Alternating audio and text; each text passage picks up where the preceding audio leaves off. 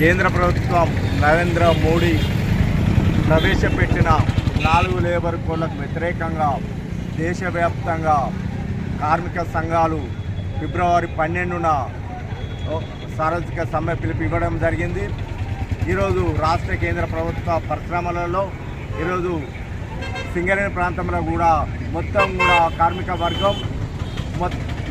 బంద్ ప్రకటించి స్వచ్ఛందంగా ఇళ్లలో ఉండడం జరిగింది. ఏదైతే స్వచ్ఛందంగా బంద్ చేసినటువంటి కార్మిక వర్గానికి ఏఐఎఫ్టియు కార్మిక సంఘాల ఐక్యవేదిక నుండి విప్లవ జేజేలు తెలియజేస్తూ ఈరోజు మోడీ ప్రభుత్వ రంగ ప్రభుత్వాలను మొత్తం కూడా అమ్మివేస్తూ లేకపోతే మూసివేస్తున్నటువంటి పరిస్థితి కొనసాగుతున్నటువంటి పరిస్థితి. ఏదైతే రాష్ట్ర కేంద్ర ప్రభుత్వంలో పరిశ్రమలో పనిచేస్తున్నటువంటి కార్మిక వర్గాన్ని మొత్తం కుటుంబాలను కూడా రోడ్డు మీద వేసేసి ప్రత్యక్షంగా పరోక్షంగా వాళ్ళ సావులకు కారకులు అవుతున్నటువంటి మోడీ ప్రభుత్వాన్ని మొత్తం గద్దెదించేంత వరకు, అదేవిధంగా మొత్తం కూడా ఈరోజు దేశం ఉన్న ప్రభుత్వ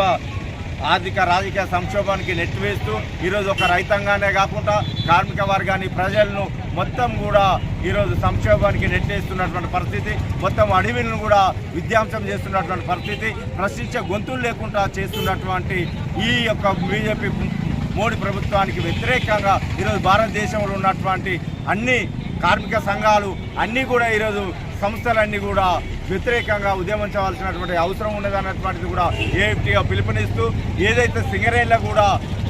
ఈరోజు ఉన్నటువంటి 4 లేబర్ కోడ్లు ఏదైతే ఉన్నదో ఈ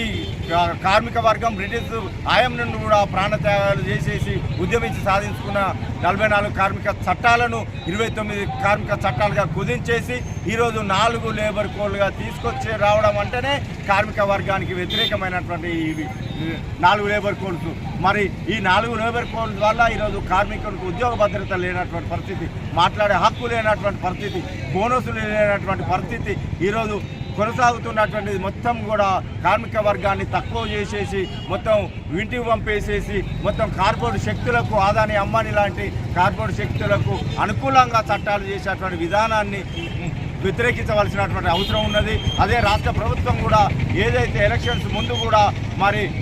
కార్మిక క్షేత్రంలో వచ్చేసి మేము కార్మిక హక్కులను కాపాడుతాం, ప్రైవేటైజం కానీయము, కార్మికుల హక్కులకు మేము అండగా నిలుస్తాము అన్నటువంటి చెప్పేసి ఏదైతే అపరిష్కృతంగా ఉన్న సమస్యలను పరిష్కరిస్తామని చెప్పేసినటువంటి ఈ తెలంగాణ ప్రభుత్వం ఏదైతే 4 లేబర్ కోడ్లకు వ్యతిరేకంగా ఇతర రాష్ట్రాలలో కూడా ఢిల్లీలో కానీ లేకపోతే